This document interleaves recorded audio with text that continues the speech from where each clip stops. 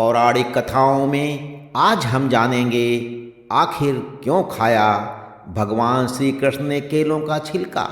क्या है इसके पीछे का वृतांत। आइए आज हम इसके बारे में सुनेंगे, लेकिन इससे पहले चैनल को सब्सक्राइब कर दें, लाइक और शेयर करें। महाभारत काल में श्री कृष्ण के प्रति कई लोगों का अगाध प्रेम था।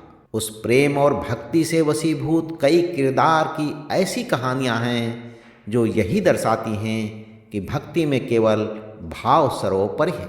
भक्तों के प्रेम की निश्चलता न केवल भगवान का मन मोह लेती है, बल्कि उन्हें भक्तों के करीब आने के लिए विवश भी कर देती है।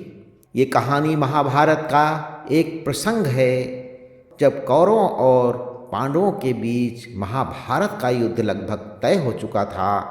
तो उस समय श्री कृष्ण पांडवों की ओर से दूत बनकर हस्तिनापुर पहुँचे ताकि किसी तरह से ये युद्ध टाला जा सके। श्री कृष्ण ने दुर्योधन को बहुत समझाया कि ये युद्ध दोनों ही पक्षों के लिए बिल्कुल सही नहीं है, लेकिन वो नहीं माने। दुर्योधन ने श्री कृष्ण के स्वागत में शाही 56 भोग बनवाया था, लेकिन श्री कृष्ण ने उस भोजन को ग्रहण करने से मना कर दिया और वह अपने परम भक्त विदुर के दरवाजे जा पहुँचे। जब श्री कृष्ण विदुर के दरवाजे पहुँचे तो विदुर की पत्नी विदुरानी घर पर पूजा पाठ में लीन थी।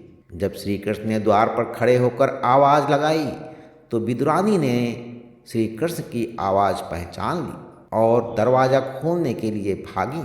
श्री कृष्ण को अपने द्वार पर खड़ा देख विदुरानी खुशी से अपनी सुध बुध खो बैठी। श्री कृष्ण ने उन्हें भक्ति में बेसुध देख स्वयं ही उनसे अंदर आने के लिए पूछा। विदुरानी को होश आया कि उसने अपने प्रभु को दरवाजे पर खड़ा कर रखा है।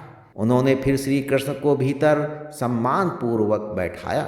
श्री कृष्ण ने जब विदुरानी से भूख लगने की बात कही तो घर में कुछ ना होने के कारण विदुरानी ने श्री कृष्ण को केले देना ही सही समझा, मगर वो श्री कृष्ण के भक्ति भाव में इस कदर बेसुध थी कि कृष्ण को केले के बजाय केले के छिलके खिलाने लगी। वो केले को छील कर उसका गूदा फेंक रही थी और छिलका श्री कृष्ण के हाथों में दे रही थी। श्री कृष्ण भी बड़े ही प्यार से केले के छिलके खाए जा रहे थे। उसी समय विदुर जी जब वहाँ आए तो उन्होंने देखा कि ये क्या हो रहा है कि केले के छिलके खिलाए जा रहे हैं और उसका गूदा बाहर फेंका जा रहा है। तो उन्होंने विदुरानी को इस भूल के लिए डांटा, लेकिन श्री कृष्ण ने विदुर को समझाया कि उन्हें इस प्रेम भाव से कराए गए भोजन को करने में बड़ा आनंद आया। ये आनंद तो किसी 56 भोग से भी नहीं मिल सकता था। तो विदुर के घर भोजन करने पर दुर्योधन ने श्री कृष्ण के प्रति नाराजगी भी जताई।